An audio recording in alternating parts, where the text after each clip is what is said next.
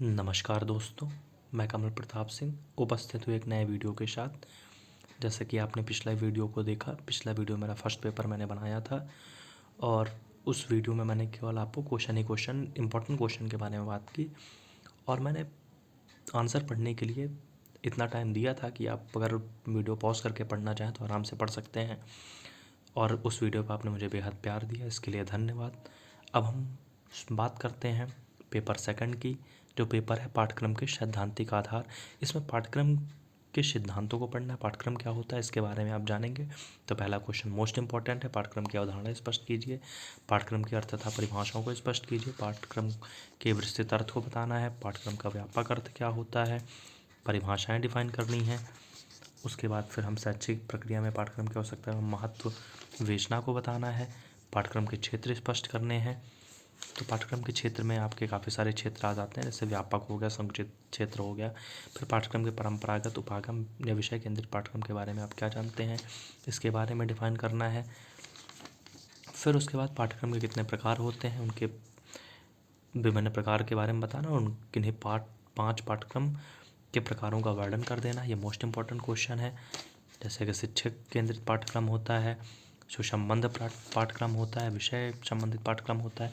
फिर अनुशासनात्मक पाठ्यक्रम किसे कहते हैं, इसका वर्गीकरण करना है, इसकी सीमाओं को बताना है ना। तो अनुशासन पाठ्यक्रम मतलब एक तरीके से जो एकदम सधा हुआ पाठ्यक्रम हो, उसी के बारे में बातचीत करते हैं। फिर मूल या कोर पाठ्यक्रम पर प्रकाश डालिए, सम्मिश्रण या फ्यूज़न पाठ्यक्रम पर प्रकाश डालिए। ये एक तरीके से पाठ्यक्रम के प्रकार ही हैं, इनके बारे में हम डिटेल में अगर टाइम मिला तो वीडियो बना देंगे, वरना वीडियो पॉज करके अच्छे से पढ़ सकते हैं।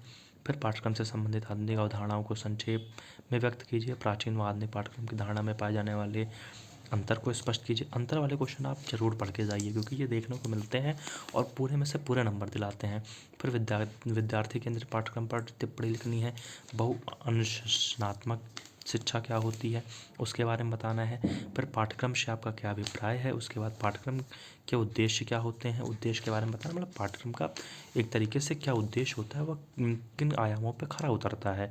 प्रभावकारी शिक्षा में पाठ्यक्रम की भूमिका का वर्णन करना है, पाठ्यक्रम के घटक कितने होते हैं, उसके बाद पाठ्यक्रम को प्रभावित करने वाले कारक के बारे में बताना है। फिर पाठ्यपुस्तक से आप क्या समझते हैं, इसकी आवश्यकता क्या होती है, किन किन क्षेत्रों में इसका विशेष महत्व है, उसके बारे में बताना है। फिर उसके बाद पाठ्यपुस्तक पाठ्यक्रम में पाए जाने वाले अंतर को स्पष्ट करना है। जैसे कि मैंने अभी कुछ ही देर पहले आपको बताया कि अंतर वाले क्वेश्चन आप बहुत ध्यान से पढ़कर जाइए, क्योंकि अंतर वाले क्वेश्चन आपको देखने को मिलेंगे और ये पेपर देने के बाद आपको ये मेरी बात काफ़ी अच्छी भी लगेगी। हो सकता है अभी ख़राब लग रही हो कि कुछ भी बता दे रहे हैं, तो आप इस बात को ध्यान दीजिए। फिर अच्छी पाठ्यपुस्तक के निर्माण के कुछ महत्वपूर्ण सुझाव, उसके बारे में हम जानेंगे। श्रवदृश्य सामग्री क्या होती है, उसके बारे में जानेंगे। फिर पाठ्यक्रम के आधार कौन कौन से हैं, इसकी विवेचना करनी है। तो इस तरीके से दार्शनिक आधार होता है, नैतिक आधार हो गया, सांस्कृतिक आधार हो गया, सामाजिक आधार होता है, राजनीतिक आधार होता है। इस तरीके से हम जान लेंगे। फिर पाठ्यचर्या एवं पाठ्यपुस्तक ज्ञान व विभिन्न सामाजिक समूहों में प्रतिनिधित्व समावेशन का वर्णन कीजिए। उसके बाद फिर हम पाठ्यक्रम में परिवर्तन क्या होते हैं और फिर परिवर्तन में प्रभाव में डालने वाले दार्शनिक तत्वों की विवेचना करते हैं। दार्शनिक निर्धारित पाठ्यचर्या विकास या संपूर्ण सैद्धांतिक पक्ष की विवेचना करनी है। उसके बाद फिर हम आगे बात करेंगे कि पाठ्यक्रम में मनोवैज्ञानिक आधार क्या होता है, पाठ्यक्रम के निर्धारण में इसकी भूमिका क्या होती है, कैसे कैसे पाठ्यक्रम का निर्धारण होता है और पाठ्यक्रम निर्धारण के लिए क्या क्या इंपॉर्टेंट फैक्टर होते हैं, किस तरीके से हम पाठ्यक्रम का निर्धारण करेंगे ताकि बच्चों का सर्वांगीण विकास और बच्चे अपने सभी आयामों में खरे उतरें, वे अपने जीवन के संपूर्ण लक्ष्यों को सही तरीके से प्राप्त करें। फिर प्रभावशाली शिक्षण की प्रमुख समस्याओं को स्पष्ट करना है, क्या क्या समस्याएं आती हैं प्रभावशाली शिक्षण में, उनका उपचार हम कैसे करेंगे, इसके बारे में भी हम जानेंगे। फिर दर्शन का पाठ्यक्रम परिवर्तन पर प्रभाव क्या पड़ता है, उसके बारे में समझेंगे। तो कोशिश यही करते हैं कि आपको वीडियो में पूरा टाइम अगर देंगे आप, अगर 15-20 मिनट का वीडियो बनता है तो आपको 1 घंटा देना पड़ेगा, तो आप इजीली पढ़ सकते हैं, बहुत अच्छे से पढ़ सकते हैं। मैंने कुछ पॉइंट हाईलाइट भी कर दिए हैं, तो आप देख सकते हैं। पर पाठ्यक्रम निर्माण के मुख्य सिद्धांत कौन कौन से होते हैं, सिद्धांतों के बारे में विस्तृत में लिखना है। फिर विषय वस्तु के चयन व स्तरण के बारे में बताना है। अंतर वस्तु चयन के गौण मानदंड क्या होते हैं, स्टेनली निस्वृत या प्रस्तावित मानदंड को संक्षिप्त में व्याख्या करनी है। उसके बाद फिर पाठ्यचर्या निर्माण की प्रक्रिया को विस्तृत रूप से लिखना है। और ये फिगर आप अच्छे से देखिएगा। फिर अधिगम अनुभवों का वर्गीकरण का वर्णन करना है कि अधिगम में कौन कौन सी चीज़ें इंपॉर्टेंट रोल अदा करती हैं। आधुनिक भारत की शैक्षिक आवश्यकताओं के बारे में आपको जानना है। उसके बाद फिर हम सतत एवं व्यापक मूल्यांकन के बारे में जानेंगे। ये मोस्ट इंपॉर्टेंट क्वेश्चन है, मोस्ट इंपॉर्टेंट है, ये पेपर में आपको ज़रूर टकराएगा, इसको बहुत अच्छे से देखिए। और उसके बाद ये एक इम्पॉर्टेंट क्वेश्चन है कि मूल्यांकन में CGPA की गणना से आपका समस्या से गुण व दोषों को आपको बताना है कि ग्रेड सिस्टम प्रणाली क्या होती है। संरचनात्मक एवं योगात्मक मूल्यांकन पर टिप्पणी लिखनी है। उसके बाद फिर हम आगे बढ़ेंगे तो शिक्षा में सेमेस्टर प्रणाली का क्या विशेष महत्व है। फिर उसके बाद प्रतिमान व अर्थ को स्पष्ट करते हुए पाठ्यक्रम प्रतिमानों को विस्तार से वर्णन करना है। पाठचर्या विकास के विभिन्न आयाम बताने हैं। शरण पाठ्यक्रम की प्रतिमा का वर्णन करना है। जमीनी प्रतिमान से आप क्या समझते हैं, मतलब प्रतिमान के ये एक तरीके से प्रकार हो गए और इन्हीं प्रकारों से आपके क्वेश्चन भी बन जाते हैं। फिर ये सीटेट नहीं है, CIET है। CIET जो दिल्ली में है, इसका योगदान का विस्तृत वर्णन करना है। फिर NCF 2005, ये मोस्ट इंपॉर्टेंट क्वेश्चन है। फिर NCFTE मतलब एक तरीके से ये जो शिक्षा का पाठ्यक्रम होता है उसके बारे में है। फिर वनस्थली विद्यापीठ क्या होता है, इसके बारे में बताना है। तो वनस्थली विद्यापीठ एक तरीके से आश्रम के टाइप का होता है। फिर श्री रविन्द्रनाथ टैगोर के शिक्षा निकेतन पर एक निबंध लिखना है। रविन्द्रनाथ टैगोर अगर आपने पढ़ा होगा तो फर्स्ट सेमेस्टर में काफ़ी डिटेल में दिया गया है, इनके बारे में काफ़ी अच्छा पढ़ना होता है, हमें काफ़ी चीज़ें जाननी होती है। शांति निकेतन और शिक्षा पर टिप्पणी लिखनी है।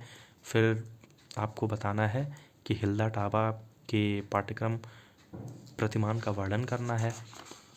उसके बाद फिर हम वनस्थली द्वारा प्रस्तावित प्रतिमान का वर्णन कीजिए और इसके विभिन्न विभागों के बारे में बताना है। फिर अब अगला चैप्टर आता है गांधी जी के दार्शनिक विचार। गांधी जी के बारे में भी आपने फर्स्ट सेमेस्टर में बहुत अच्छे से पढ़ा होगा और आप इसमें ज़्यादा ध्यान नहीं भी देते हैं, फिर भी आपका ईजिली ये चैप्टर क्लियर हो जाएगा। गांधी जी ने शिक्षा में क्या योगदान दिए हैं, गांधी जी द्वारा पाठ्यक्रम क्या है ना, तो इनकी विधियाँ क्या हैं। इन्होंने हस्तकला पे बहुत ज़्यादा ही जोर दिया है। इन्होंने कहा भी था, एक इनकी बेसिक शिक्षा है, हो सकता है अभी आगे क्वेश्चन मिले भी, तो बेसिक शिक्षा में इन्होंने कहा था कि पाठ्यक्रम क्या क्या होना चाहिए, मातृभाषा होनी चाहिए और हस्तकला मतलब हस्तशिल्प पे इन्होंने विशेष योगदान दिया। और इन्होंने बताया कि अगर बालक हस्तकला में निपुण है तो वो अपने जीवन के विभिन्न आयामों को आराम से पूरा कर सकता है। फिर हम शिक्षा के प्रशिक्षक के रूप में गिज्जू भाई के बारे में पढ़ेंगे। गिज्जू भाई तो आपका नया है, इसको आप डिटेल में पढ़िए, इंपॉर्टेंट क्वेश्चन है। फिर गुरुकुल शिक्षा पद्धति की प्रमुख विशेषताओं के बारे में जानना है कि गुरुकुल में कैसे पढ़ाई होती थी, वहाँ की संरचना कैसे होती थी, कैसे कैसे बालक अपने जीवन का निर्वाह करते थे और फिर आपके जो गुरु होते थे वो क्या करते थे। ये देखिए, मैंने बुनियादी शिक्षा और बेसिक शिक्षा की बात की थी तो आ गई है। अभी आपको एक वर्धा समिति भी हो सकता मिले आगे, है ना। शिल्प केंद्रित शिक्षा की आवश्यकता क्या होती है, देखिए वर्धा शिक्षा योजना आ गई। तो वर्धा और बुनियादी शिक्षा कुछ हद तक मिलती है क्योंकि गांधी जी ने इन्हें दिया है। तो फिर अब बाल केंद्रित शिक्षा की विवेचना पढ़ेंगे और उसके बाद फिर हम बाल देवो भव के बारे में जानेंगे। ये गिज्जू भाई बेदिका ने ही कहा था, गिज्जू भाई बेदिका गुजरात के थे।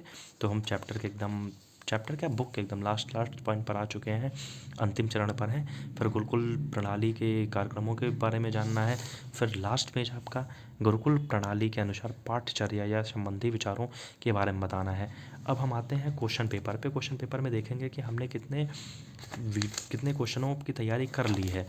क्या हम 5 क्वेश्चन कर पाएंगे, जो हमारे 10 क्वेश्चन आते हैं इनमें 5 करने होते हैं, प्रत्येक 8 नंबर का 16 नंबर का होता है, सॉरी, है ना। तो क्या हम कर पाएंगे, देखिए जैसे कि ये पहला क्वेश्चन है, पाठ्यक्रम के परंपरागत उपागम या विशेष विषय केंद्रित पाठ्यक्रम के बारे में, इसको कर सकते हैं। मान लीजिए पहला वाला नहीं कर पाएंगे तो पाठ्य पुस्तक से आपका समस्या तो ज़रूर कर लेंगे। फिर पाठ्यक्रम के प्रमुख आधार ये भी हम कर लेंगे, है ना। फिर हम 5th नंबर क्वेश्चन, पाठ्यक्रम निर्माण के मुख्य सिद्धांत कौन कौन से होते हैं, ये अच्छे से कर लेंगे। फिर पाठचर्या निर्माण की प्रक्रिया ये भी कर लेंगे। सतत एवं व्यापक मूल्यांकन ये भी कर लेंगे। उसके बाद फिर हम जमीनी प्रतिमान, अभी मैंने तुरंत ही पढ़ा है, जमीनी प्रतिमान को अच्छे से पढ़ा है। फिर रविन्द्रनाथ टैगोर के बारे में कर लेंगे और फिर गांधी जी के बारे में कर लेंगे। तो हम 8 क्वेश्चन टोटली कर पा रहे हैं। अगर हमने थोड़ा सा भी पढ़ा है तो 8 क्वेश्चन कर पा रहे हैं। अगर हमें 5 करने हैं, हम 8 कर पा रहे हैं, तो अपने आप में अव्वल हैं, एक तरीके से काफ़ी आगे बढ़ चुके हैं। तो धन्यवाद दोस्तों, फिर मिलेंगे हम अगले पेपर के साथ। तब तक के लिए जय हिंद, नमस्कार, राधे राधे, राम राम।